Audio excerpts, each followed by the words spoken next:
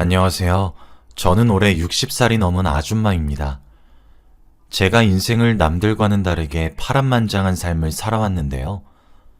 지금 되돌아와서 생각해봐도 저처럼 엎친 데 덮친 격으로 산 사람은 없을 거라고 자부합니다. 오늘은 저의 굴곡진 인생 이야기를 해드리려고 해요.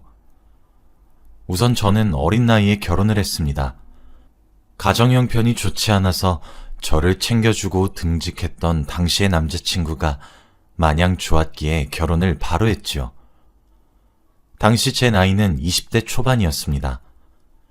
그때는 친구도 없었고 주위 시선도 상관없었기에 아무런 걱정이 없었죠. 그런데 남편의 나이는 30대 중반이었습니다. 띠동갑이 넘는 나이였지만 그 남자가 좋았고 평생 함께하고 싶었기에 주저할 이유가 없었습니다. 남편도 어느 정도 나이가 있으니 결혼을 피할 이유가 없었고요. 그런데 시댁에서는 저희의 결혼을 극구 반대했습니다. 어디서 근본도 없는 애를 데리고 오냐고 하는 것은 물론이었고 나이도 어리니 철이 안 들었다고 생각했나 봐요. 그런데도 저희는 뜻을 굽히지 않으니까 결국 결혼하고 싶으면 시댁이랑 연을 다 끊고 결혼하래요. 근데 오빠는 알겠다고 했고 저와 결혼하기 위해 정말로 자신의 가족과 인연을 끊었습니다. 그 당시에는 마냥 오빠가 저를 진심으로 사랑한다고 느꼈어요. 그래서 저도 오빠를 말리지 않았죠. 결국 둘이서 없는 살림에 신혼생활을 시작했습니다. 저희는 결혼식도 없이 혼인신고만 한 채로 작은 단칸방을 구해 동거생활을 시작했죠. 그런데 저희는 연애 3개월만 하고 바로 같이 산 거라 서로에 대해 많이 알지 못했어요. 거기다가 나이 차이도 꽤 많이 나니 부딪히는 일도 잦았죠. 우선 돈 문제로 싸우는 일이 가장 많았습니다. 오빠는 30대 중반이면서 모아왔던 돈도 없었고 마땅한 직업도 없었어요. 매일 새벽마다 인력사무소로 출근해서 소개받은 공사장으로 간 다음 하루치 일만 했고 만약 기다려도 결국 일자리를 얻지 못하면 일을 하지 못하고 집으로 와야 했죠. 저는 처음으로 경제활동을 해봤는데 제가 했던 일은 목욕탕 청소 알바였어요. 오빠가 새벽에 나갈 때 저도 목욕탕으로 새벽에 출근해서 청소를 했죠.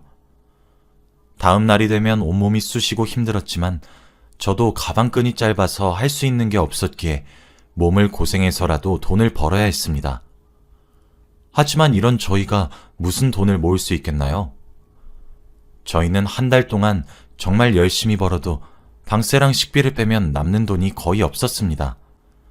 생필품을 사는 것도 힘들었고 겨울에는 춥고 여름에는 덥게 자야 했죠. 그러니 역시 싸움이 일어날 수밖에 없었습니다.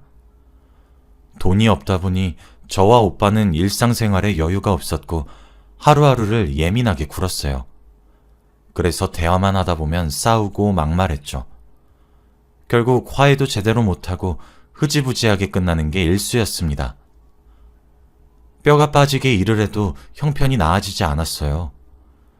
그런데 그때 목욕탕을 같이 청소하는 언니가 사업을 하자고 권유하더라고요. 저한테 큰돈 만지게 해준다면서 언제까지 이렇게 살 수 없다고 같이 동업을 하자고 하는 겁니다.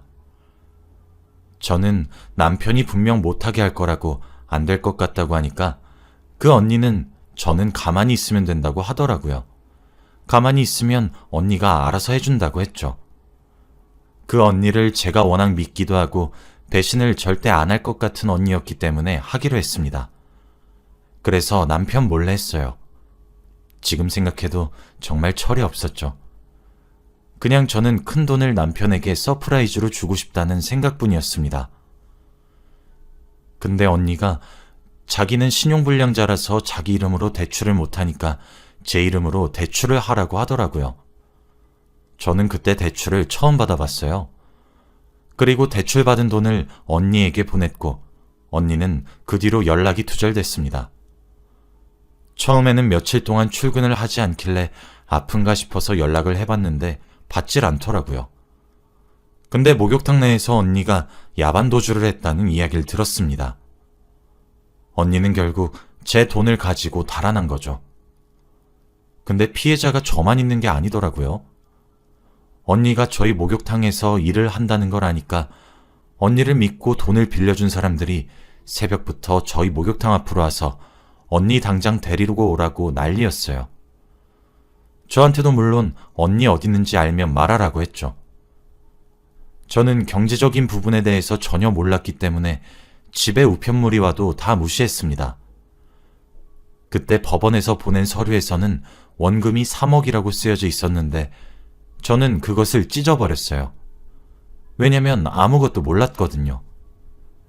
그렇게 몇 달 동안 언니를 기다렸습니다.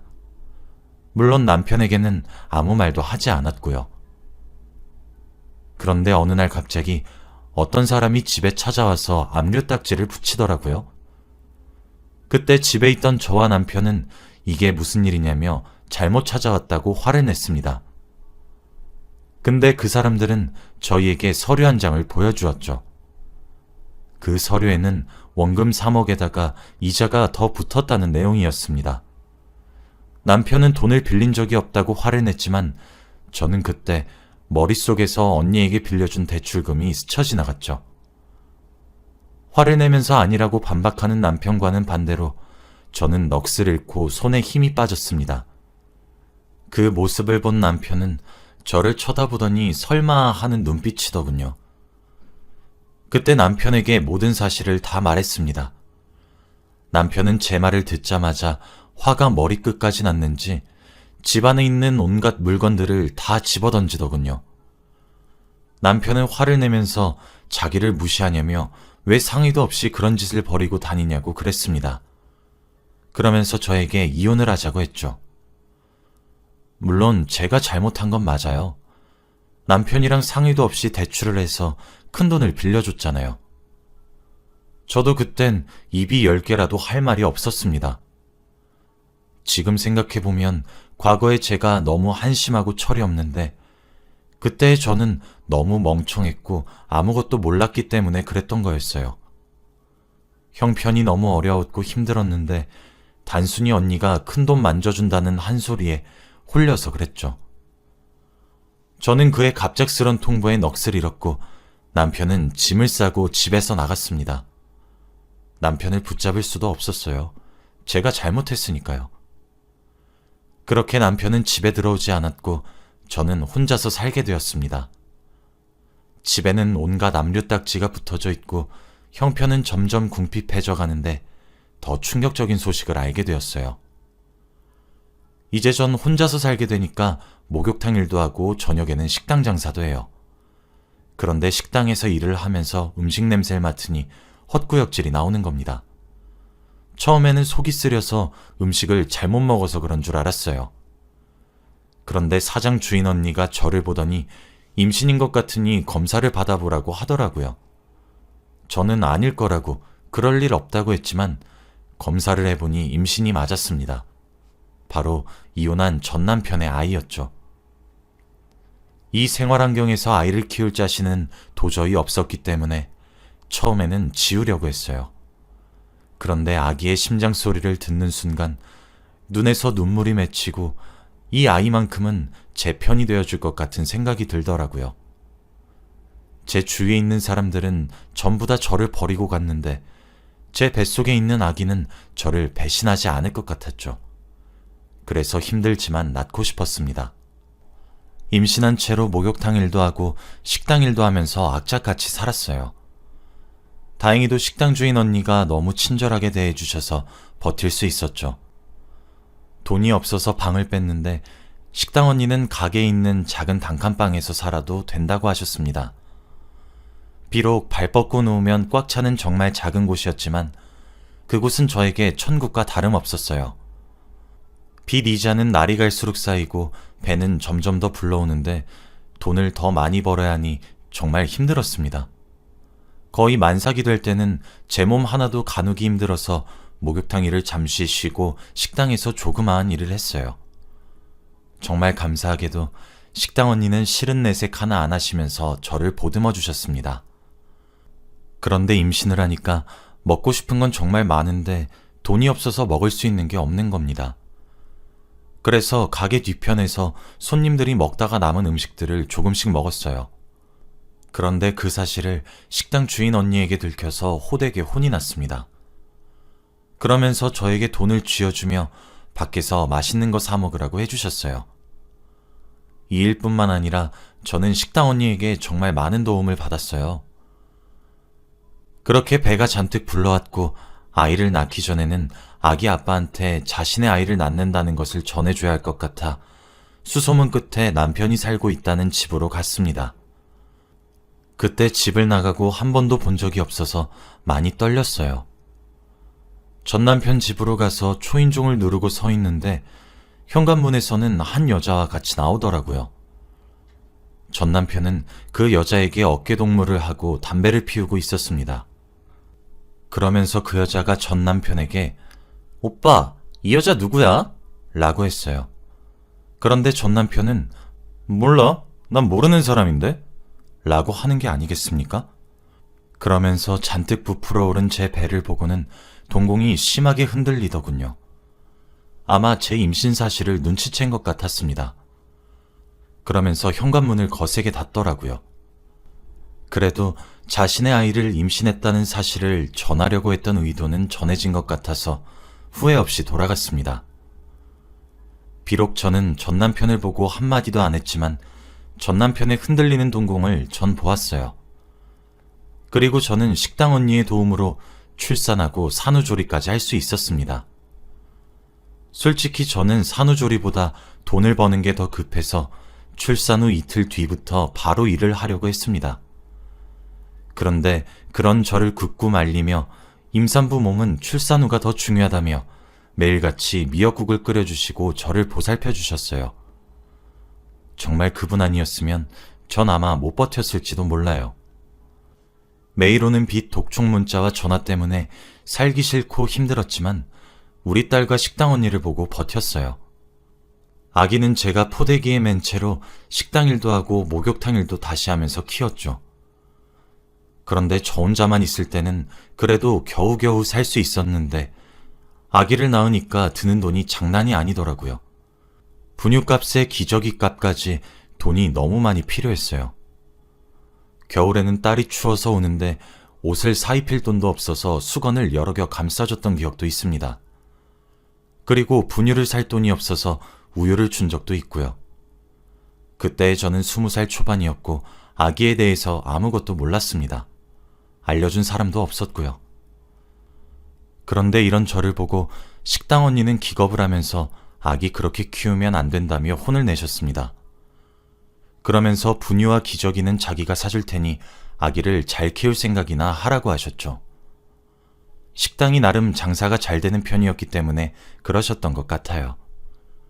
그러면서 언니가 자식들 키웠을 때 썼던 장난감이나 옷을 물려받았고 육아 방법도 많이 알려주셨습니다.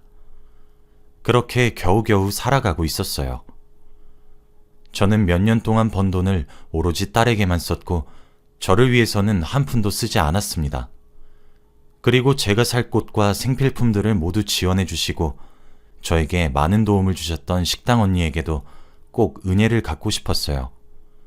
그래서 저는 한 푼, 두 푼 꼬박꼬박 모았습니다. 아이가 커갈수록 단칸방은 둘이서 살기엔 너무 좁았기에 조금 더 큰 곳으로 이사를 갔어요. 아이와 제가 두 발 뻗으면 다리가 닿이는 정도 크기로 말이죠. 거기서도 저는 열심히 일했고 딸은 고등학생이 되자마자 아르바이트를 시작했습니다.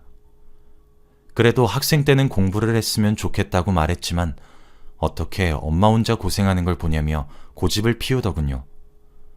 결국 딸의 고집을 꺾을 수 없었고 일찍 철이 든 딸과 함께 일을 하기 시작했습니다. 다행히도 딸은 힘든 내색 하지 않았고 역시 둘이서 보니까 조금 여유로워졌죠. 저희 모녀가 생각하는 여유로움은 이번 달 월세를 낼 수 있느냐 이거였습니다. 그렇게 조금 삶이 편안해지는 줄 알았어요. 그런데 시련은 왜 행복할 때 찾아오는 걸까요? 제가 요 며칠 동안 살도 빠지고 배가 너무 아파서 단순히 일을 너무 많이 하다 보니 힘들어서 그런 줄 알았습니다. 그래서 약 먹고 며칠 쉬면 나아질 줄 알았습니다. 제가 큰맘 먹고 몇십 년 만에 처음으로 일을 쉬었어요. 그런데도 몸이 나아지지 않더라고요. 딸은 병원에 가보라고 했지만 저는 병원비가 너무 무서웠고 혹시나 안 좋은 말을 들을까봐 피한 것도 있어요. 그런데 딸과 식당 언니가 같이 저를 끌고 가다시피 병원으로 데려갔고 거기서 들은 내용은 충격적이었습니다. 제가 대장암에 걸렸다고 했거든요. 그때 옆에서 같이 듣고 있던 식당 언니와 딸은 같이 울었지만 저는 눈물도 나지 않더라고요. 이 상황이 믿기지 않았고 제 인생은 너무 하찮다는 생각이 제일 먼저 들었습니다. 식당 주인 언니는 저보고 너무 불쌍해서 어떡하냐며 왜 저한테 이런 시련을 주는 거냐면서 하늘 탓을 하고 있었고 딸은 이제 고등학생인데 엄마 죽으면 어떡하냐고 했죠. 저는 삶의 낙을 잃었고 하루 종일 우울했습니다. 하늘이 저를 버린 기분이었거든요. 아직 빚은 산더미처럼 쌓여있고 딸은 아직 고등학생이고 식당 언니에게 은혜를 갚아야 하는데 저에게 이런 시련만 주시니까 살아갈 수 없었습니다. 그래서 극단적인 시도도 많이 하려고 했어요. 그런데 그럴 때마다 딸의 얼굴이 스쳐 지나가니까 차마 할 수 없었습니다. 의사 선생님께서는 지금 당장 항암 치료를 시작해야 한다고 했지만 저는 치료 의욕도 없었고 무엇보다 항암 치료를 할 비용도 없었습니다. 암은 완벽한 완치가 없대요. 그저 완치와 가깝게 하기 위해 항암 치료를 한다고 합니다. 저는 살고 싶다는 마음가짐도 없는데 생명을 연장하기 위해서 큰돈을 쓰기 싫더라고요. 그래도 빚을 딸에게 떠넘기고 갈 수는 없다는 생각에 최대한 빚을 많이 갚고 아파야겠다고 생각했어요. 우선 항암 치료를 최대한 미루고 일을 열심히 했습니다. 딸과 식당 언니는 일을 하지 말라고 했지만 저는 다른 일을 몰래 구하면서까지 돈을 벌었어요. 그래야 죽었을 때 후회가 없을 것 같았습니다. 저는 그렇게 청소부 일을 했어요. 하루가 지날수록 배는 점점 더 아파오고 얼굴은 더 창백해지면서 살은 더욱 빠져가니까 움직이지도 못하겠더라고요. 정말 이악 물고 일했습니다. 암을 가지고 일을 한다는 건 정말 못할 짓이더라고요. 그런데 그때 한 사람이 저를 찾아왔어요.